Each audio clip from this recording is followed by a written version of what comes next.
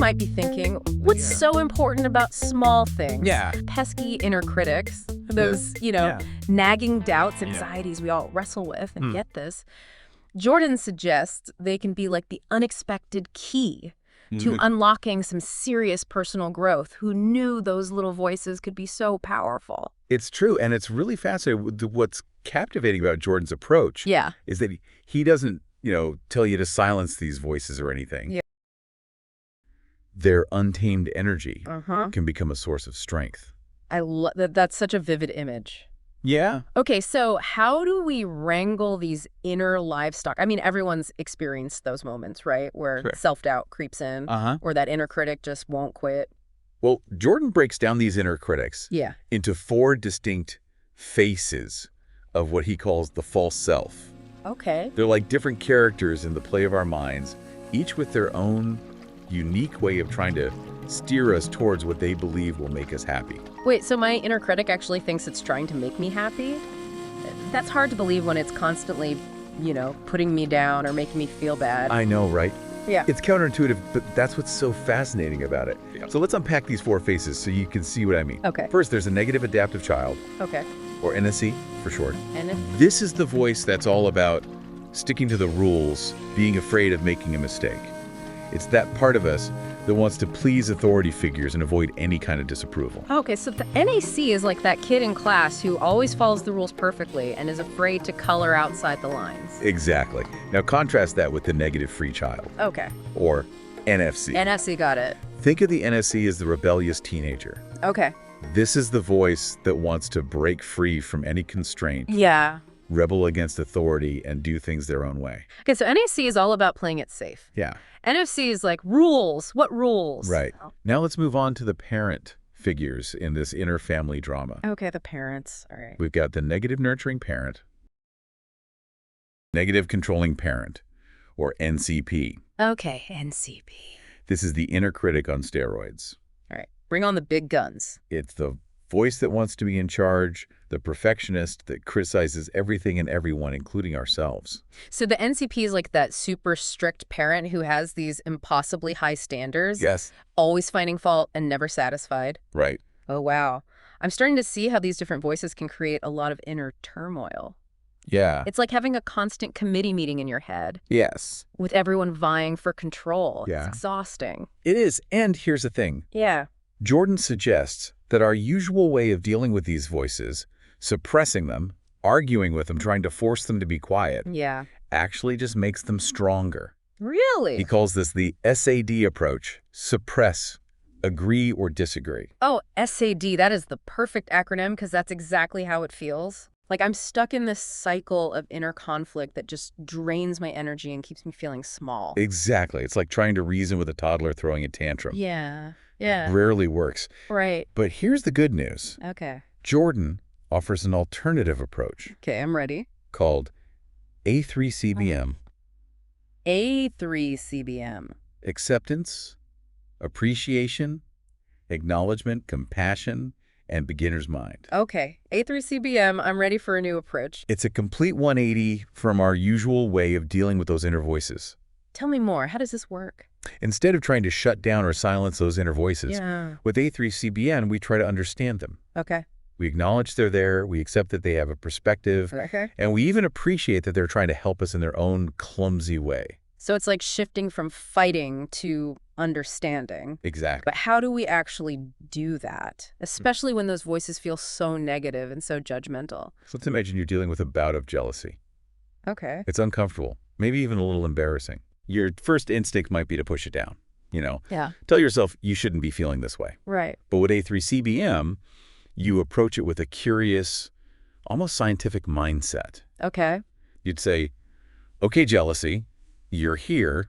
Yeah. I see you. Mm-hmm. What are you trying to tell me? Okay. What unmet need or unexamined desire might you be pointing to? Wow. That's a really different way of thinking about it. It's Yeah. like instead of judging myself for feeling jealous, I'm trying to learn from it. Right. It's almost like that jealousy is a messenger trying to deliver a message, even if it's doing it in a rather dramatic way. Exactly. And this is where the beginner's mind part of A3CBM comes in. Okay. You approach that feeling of jealousy with a sense of openness and curiosity, like you're encountering it for the very first time. Okay. You might be surprised by what you discover. This is making me think about all those times I've beaten myself up over feeling, negative emotions. Right. What if those emotions are actually trying to help us in some way? Yeah. What if, as wild as it sounds, they're actually coming from a place of love? Yeah. Even if it's a very messy, immature kind of love. You're right on track, and that's a central idea in Jordan's work. Okay. Even emotions like jealousy, anger, or resentment can be seen as clumsy, misguided attempts at love. Wait, hold on, love. How can those feelings, which often feel so destructive, be connected to love? That seems completely backwards. I know, it sounds paradoxical, doesn't it? Yeah. But think about it this way. Okay. When you feel jealous, isn't it often because you perceive something or someone as a threat to something? Or someone you deeply care about? Now that you mention it, that makes sense. Yeah. Like, if I'm jealous of a coworker's success, it might be because I value achievement and recognition. Right. It's like a twisted way of saying, hey, that's important to me too.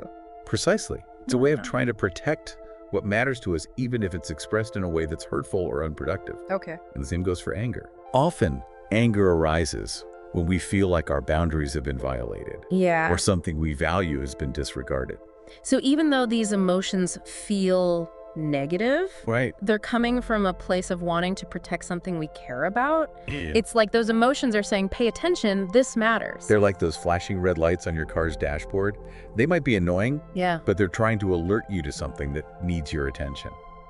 Okay, so we're learning to see those inner critics, those small livestock running around in our minds, not as enemies to be vanquished, but as parts of ourselves that need our understanding and compassion. Exactly. But how does this all connect back to the idea of small accumulating? Well, Jordan suggests that by offering A3CBM to these parts of ourselves, we're essentially raising them towards a more mature and balanced way of being. Okay. We're not trying to eradicate them, but rather to guide them towards a healthier expression. So it's like we're becoming shepherds of our own inner world. Exactly. I like that. But how does this actually play out in real life? I mean, it's one thing to talk about compassion and understanding, but how do we actually put it into practice? It starts with those small, consistent efforts. Okay. Those moments when you catch yourself spiraling into self-criticism or getting hooked by those negative voices. So it's about those little moments of awareness. Those times when we choose A3CBM over SA. Exactly. It's like those tiny deposits you make into a savings account. Okay.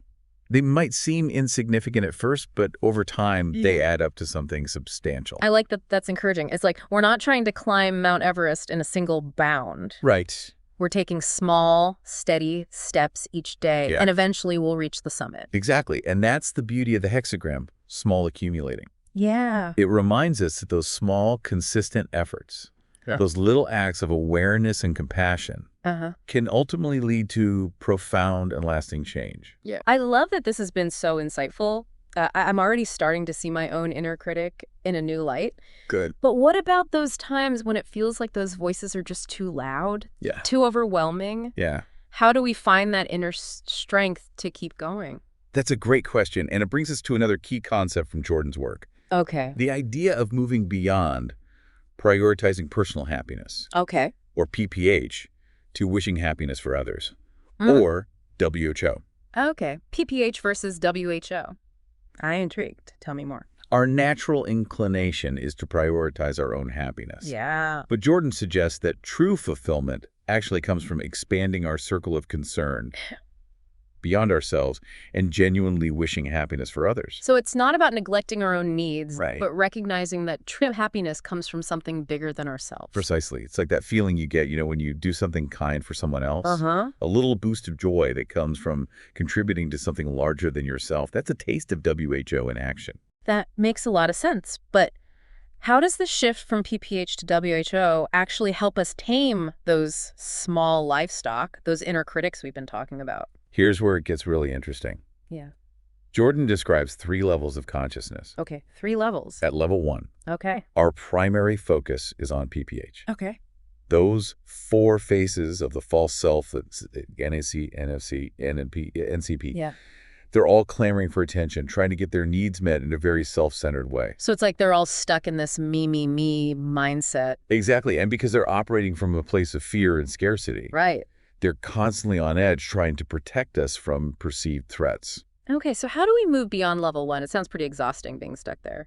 Well, level 2 is all about Okay. making peace with those parts of ourselves that are so fixated on PPH. Okay. It's about recognizing that their methods, while well-intentioned, are ultimately not serving us. So it's like saying to those inner critics, Yeah. hey, I see you're trying to help, but there's a better way. Exactly. And as we start to challenge their assumptions and offer them A3CBM, something amazing happens. They begin to calm down. Okay. They start to see that there might be other ways of meeting our needs. Right.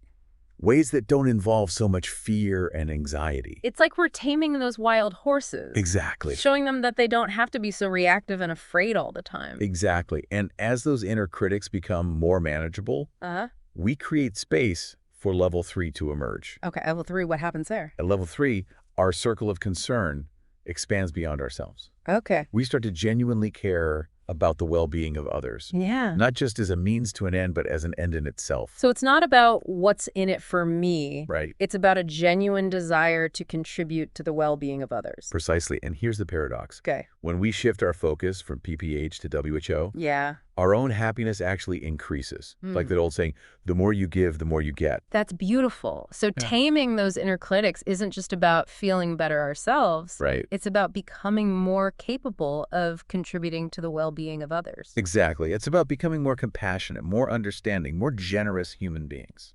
I like that. Okay, so we've talked about these 4 faces of the false self, the SAD approach, the power of A3CBM, and these 3 levels of consciousness. How does this all connect back to the idea of small accumulating? Remember, the hexagram is all about the idea that small, consistent efforts can lead to big results over time. Yeah. It's like those small deposits you make into a savings account. Right. They might seem insignificant at first, but over time they add up to something substantial. So in this context, the small accumulations are those little moments of awareness, those times when we choose A3CBM over SAD, those tiny shifts in perspective that gradually move us from PPH to WHO. Exactly. It's not about making some grand sweeping change overnight. It's about those small, incremental steps we take each day to tame our inner critics, expand our circle of concern, and cultivate a sense of balance and harmony within ourselves.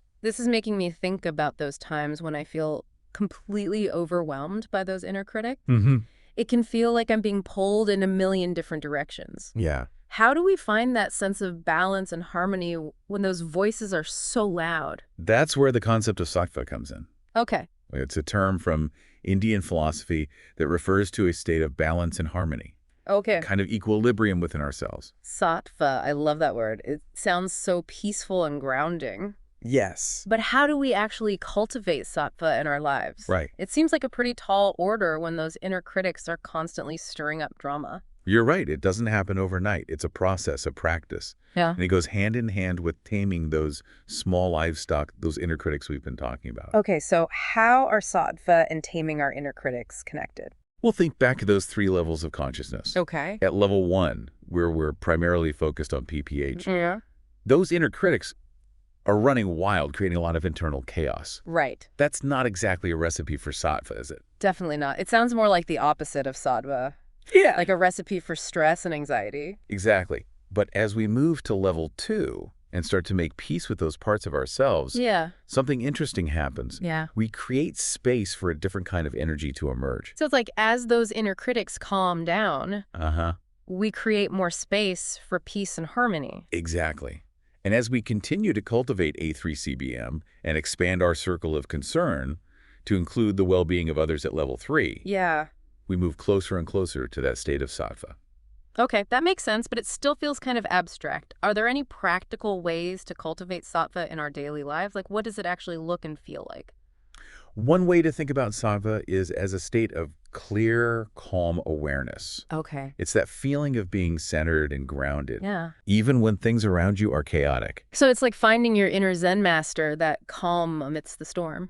I like that. Exactly. And there are many practices that can help us cultivate this state of sattva. Okay. Things like meditation, yoga, spending time in nature. Yeah. These can all help to quiet the mind and bring us back to a place of balance. Those are all great suggestions. I've definitely noticed that when I'm feeling stressed or overwhelmed, taking a few minutes to just breathe deeply or go for a walk in the park can make a huge difference. Absolutely. It's about finding those practices that work for you. Right. And incorporating them into your daily routine, even small things. Yeah. Like taking a few conscious breaths before reacting to a stressful situation. Okay, so we're learning to manage those inner critics, to expand our circle of concern, and to cultivate sattva in our lives, but it's a journey, not a destination. Right. Exactly. And it's a journey with its ups and downs. Right. There will be times when those inner critics roar back to life. So it's not about achieving some kind of perfect state of inner peace and then staying there forever. Not at all. Yeah. It's about recognizing that life is a process of constant change and growth. Okay. There will be setbacks and challenges. Right. But the key is to keep coming back to those practices that help you find your center. It's like learning to ride a bike. You're going to fall off a few times, but you get back on and keep practicing until you find your balance. Exactly. And the more you practice, the more skilled you become at navigating those inevitable bumps in the road. This is so helpful. I feel like I'm starting to understand how all these pieces fit together. Yeah. The 4 faces of the false self, the SAD approach A3CBM, the 3 levels of consciousness sattva. Right. It's all connected. It is. And here's another piece of the puzzle that I think you'll find fascinating. Okay. Jordan suggests the NAC represents the aspect of the IPF that provides structure and guidance. Okay. The NFC embodies the spirit of adventure and exploration. The NMP embodies nurturing and care. Yeah. And the NCP represents the aspect of the IPF that sets limits and boundaries. Wow, I never thought about it that way. So it's like all of these different voices, both the negative and the positive, are actually part of a larger archetype, the ideal parent. Exactly. And the key is to integrate all of these different aspects into a cohesive whole. It's not about choosing one over the other. Right. Or trying to suppress the voices we don't like. Yeah. It's about recognizing that they all have a role to play in our development and our journey towards wholeness. This is such a mind-blowing concept. It's like we're taking all of these fragmented parts of ourselves and weaving them together into a more integrated and balanced sense of self. Precisely. And as we do that, we move closer to that state of sattva, that inner harmony and peace that comes from embracing all aspects of who we are. This is all so incredibly profound. It feels like we're uncovering a whole new way of understanding ourselves and relating to our inner world. But I have to ask, if we're not identified with those 4 faces of the false self, who are we? What does it even mean to have a true self? That's a great question. And it's one that philosophers and spiritual teachers have been grappling with for centuries. Right. But I think Jordan offers a really interesting perspective on this. Okay. He suggests that our true self is not something we need to create or achieve. It's already there. Okay. Beneath the surface of all those thoughts and emotions. So it's like our true self is the ground of our being. Yeah. The foundation upon which everything else rests. Exactly. And as we let go of those limiting beliefs and self-defeating patterns, we create space for our true self to shine through. This is all so incredibly inspiring. I feel like I'm starting to glimpse a path towards a more authentic and fulfilling way of being. Good. But I have to admit, it's a bit overwhelming to think about putting all of this into practice. Where do we even begin? Well, remember those small accumulations we talked about earlier? Yeah. It all starts with those little moments of awareness.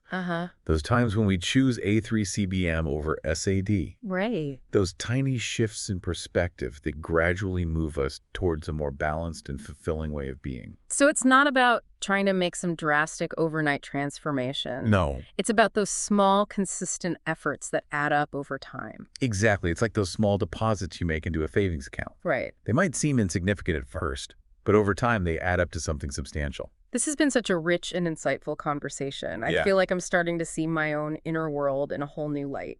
I'm glad to hear that. It's truly fascinating how much wisdom can be found in these ancient texts, like the I Ching. Absolutely. And Jordan's interpretation of Hexagram 9, small accumulating, is particularly relevant to our modern lives. Yes. We're all bombarded with so much information and stimulation these days. I know. It's easy to feel overwhelmed and disconnected from ourselves. Yes. And that's where the practices we've been discussing come. Okay. Cultivating A3CBM, developing the impartial witness, and integrating those 4 faces of the false self. Right. These are all tools that can help us navigate the complexities of modern life with more grace and ease. It's like we're learning to become shepherds of our own inner worlds, tending to those small livestock with compassion and wisdom. Exactly. And as we do that, we create space for our true selves to emerge. Those parts of us that are grounded, centered, and connected to something larger than ourselves. This has been such an enlightening conversation. I feel like I have a whole new set of tools to work with now. I'm so glad to hear that. Remember, it's all about those small accumulations. Right. Those tiny shifts in perspective and behavior that over time lead to profound transformation. What's one key takeaway they can walk away with today? Well, here's a question to ponder. What if, instead of battling your inner critic, you try to understand its underlying message? Okay. What might it be trying to teach you? That's such a powerful reframe. It really invites us to shift our perspective. Right. And see those inner voices not as enemies, but as potential allies on our journey of growth. Exactly. And remember, even those seemingly negative emotions like jealousy or anger can be seen as clumsy, immature attempts at love. Right. They're trying to protect something we care about, even if they're going about it in a less than ideal way. So it's like they're saying, hey, pay attention, this matters. But they haven't quite mastered the art of communication. Precisely. And by approaching them with A3CBM, acceptance, appreciation, acknowledgement, compassion, and beginner's mind, we can start to decipher their messages and respond in a more constructive way. This reminds me of something you mentioned earlier, the concept of the impartial witness, or IW. Yes. Can you tell us a bit more about that? It sounds like a valuable tool for navigating those turbulent inner waters. Absolutely. The impartial witness is that part of us that can observe our thoughts and emotions without judgment or attachment. Okay. It's like the quiet observer in the back of our minds, simply witnessing what's happening without getting caught up in the drama. So it's like we're creating some distance between ourselves and those inner voices. So we're not so easily swept away by their intensity. Exactly. The IW allows us to see those inner critics for what they are, just thoughts. Okay. Not facts. And when we're not so identified with those thoughts, they lose their power over us.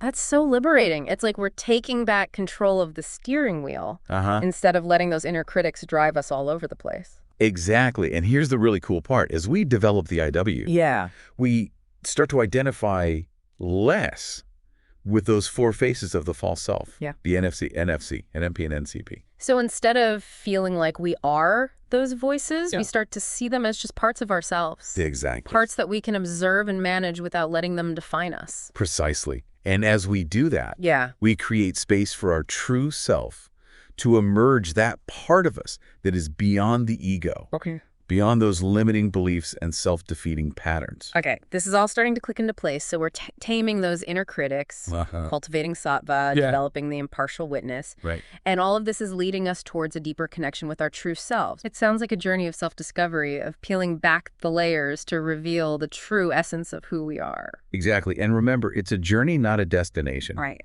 There'll be ups and downs, twists and turns. But the practice of small accumulating, those consistent efforts to cultivate awareness, compassion, and balance can help us navigate the path with more grace and ease. I love that reminder. It's not about striving for some unattainable ideal of perfection, Right. but about showing up each day with a willingness to learn, grow, and become the best versions of ourselves. Beautifully said. And remember, the journey is often more rewarding than the destination. Yeah. So savor those small victories, celebrate those moments of growth, and keep embracing the process. This has been such an enriching conversation. I feel like I have a whole new toolbox for navigating the complexities of my inner world. I'm so glad to hear that. And remember, you're not alone on this journey. Right. We all have those inner critics, those small livestock running around in our minds. The key is to learn how to manage them with skill and compassion. Thank you so much for sharing your insights with us today. It's been a true pleasure diving deep into these ideas with you. The pleasure was all mine. And to our listeners, we encourage you to continue exploring these concepts and see how you can apply them in your own lives. Yes. Even those small accumulations of awareness, compassion, and right action can have a profound impact.